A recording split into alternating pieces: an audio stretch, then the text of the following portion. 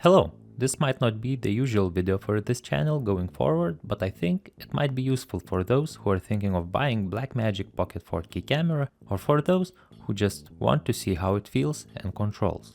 So let's take a look at it. First, let's see the button layout on the body of the camera. On and off switch, 2 record buttons, 3 function keys which you can assign in a menu to do a lot of functions, then ISO, shutter and white balance buttons which are pre-assigned and cannot be changed. Also, there is a button to take pictures. Now let's take a look at the connections of the camera, which are located on the left side and are covered by rubbery covers, which I took off. So from top to bottom, you can see a 3.5mm microphone jack, and below it there is a headphone jack, full-size HDMI, power socket for charging or powering camera, USB-C, which is used to record externally, and one mini XLR, which is able to have phantom power.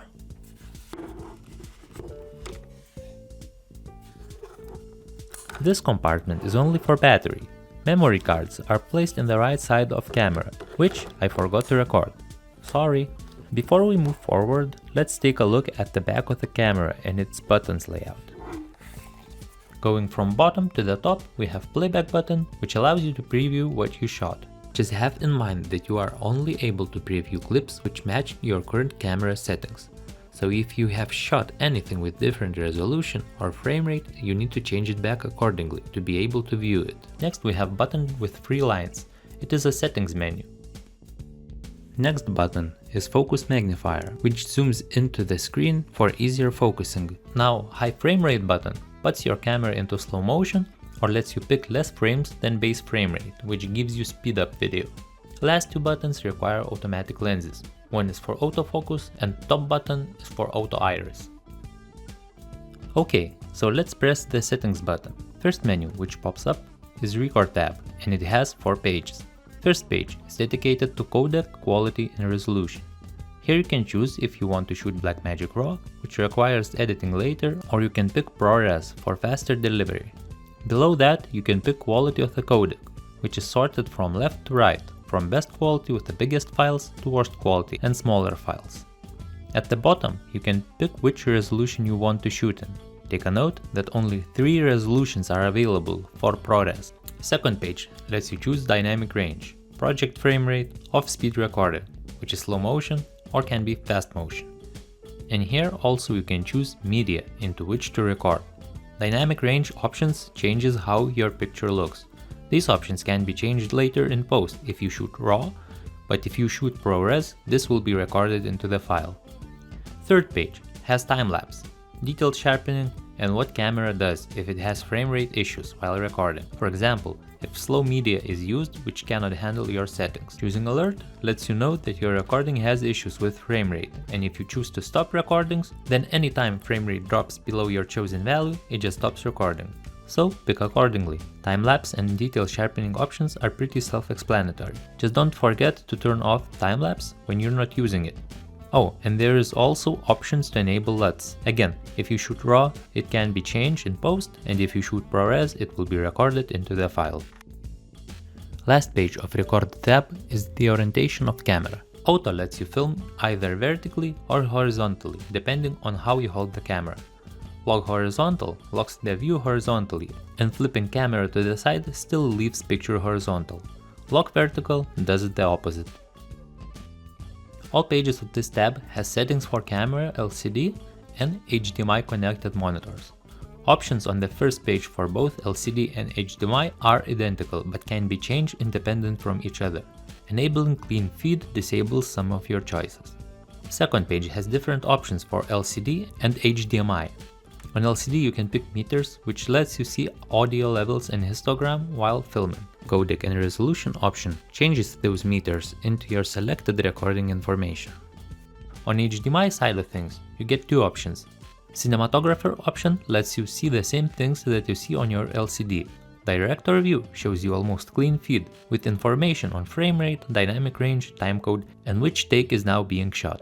Also on this page you can enable anamorphic desqueeze for preview. Third page has helpful assist options, which are same for both LCD and HDMI, but are independent from each other. Zebra level lets you pick percentage when zebras appear on overblown highlights. There are two types of focus assists. One is peaking, which makes focused area in preview sharper. Another one is colored lines, makes focus area glow in a color of your choosing. And focus assist level lets you decide how strong the effect is. The fourth page has everything to do with framing. And last page of monitor tab lets you set the brightness of LCD. If you want to change external monitor brightness, you have to do it on the external monitor. You cannot do that in camera menu. Next on here we have audio tab, which only has two pages. First page is where you pick up your source for microphone, and it has a lot of different options. Both channels can be set to different volume. Some of the options lets you enable phantom power on XLR port. Second page has options for how your audio meters should be displayed. Or here you can set volume for headphones or in-camera speakers for when you are previewing your files. This tab has 5 pages, and a lot of it will be self-explanatory, so I will go through those options which might need a little bit of explanation. On the first page, most notable options are for shutter. Here you can change if you want to see and use shutter angle, which works in degrees from 11.2 to 360. Or you can pick shutter speed option, which shows you the shutter speed like on many other cameras, especially photo cameras. Also, there is option to reduce flicker by choosing the right hertz option. Second page lets you set custom buttons of the camera. Toggle option lets you pick which button does what function. And preset option lets you program different camera settings so you can change them on the go by pressing only one button. Third page is self-explanatory, except maybe for playback option, which lets you decide how you want your clips displayed during playback. It mainly affects timeline in playback menu. With all clips selected, scrolling through timeline lets you jump to a different clip for a preview. And if you choose single clip, timeline will be displayed for only that one clip you want to view. And to preview different one, you have to press next. Fourth page is for Bluetooth. Here you can connect your camera to your phone, for example to use as a remote control. Last page of the setup tab has calibration settings. Here you can reset your camera to default setting, calibrate motion sensor for better gyro data when using RAW, calibrate image sensor if it has any artifacts, or calibrate screen to show it correct colors. Now, on preset tab, you can save, import, or export your camera settings. So next time when you change something, you can get your old settings by only pressing few buttons, instead of trying to set everything in a place one by one. On LUTS tab, you can change LUTs, import them, or export them. That is all for menus. Now let's jump into live view, where you can change a lot of the same settings, but faster. Starting on the top of the screen, we have framing options and preview options.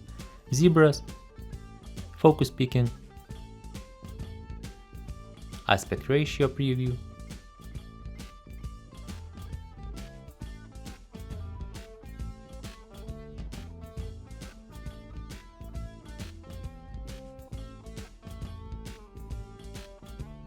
grids,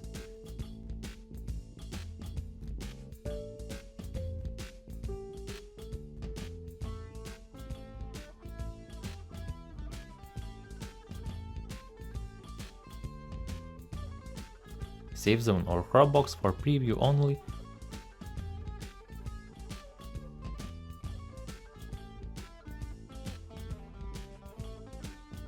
false color,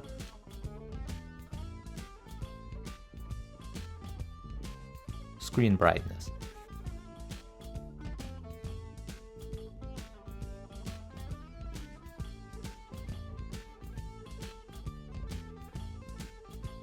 Next on top screen, we have frame rate options. Different resolutions might have different frame rates available.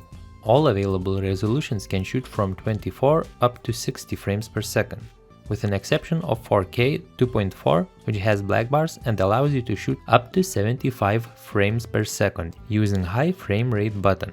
Also 2.6K and Full HD can shoot up to 120 frames per second using high frame rate button.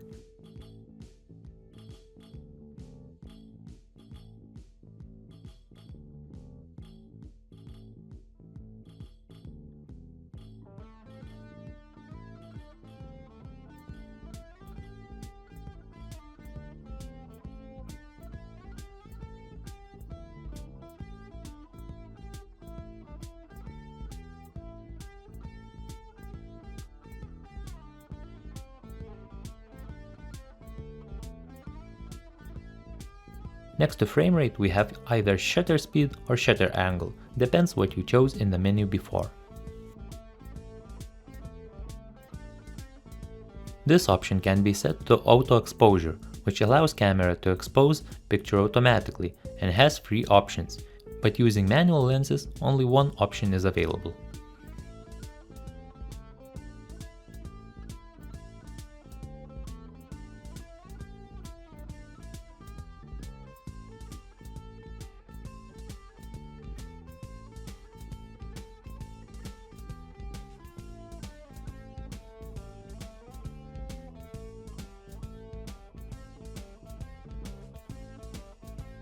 Iris option lets you change aperture of the lens if you have compatible one. Next we have recording time, but if we press it we can see timecode. Right next to the timecode we have ISO.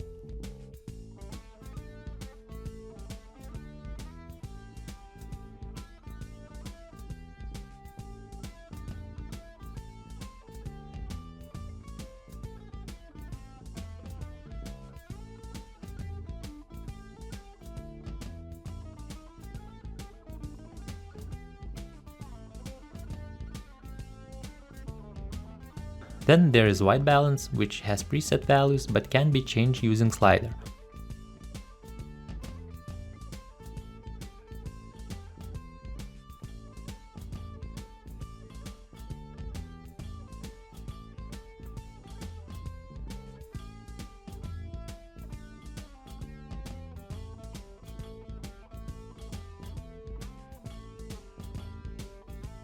Also here you can change tint to make your picture more green or more magenta.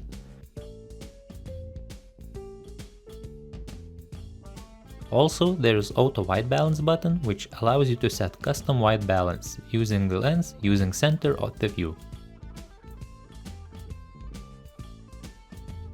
And last icon on top of the screen on the right is settings button, which shows you full settings menu. Swiping on screen to either left or right gives you informational options, which you can input yourself.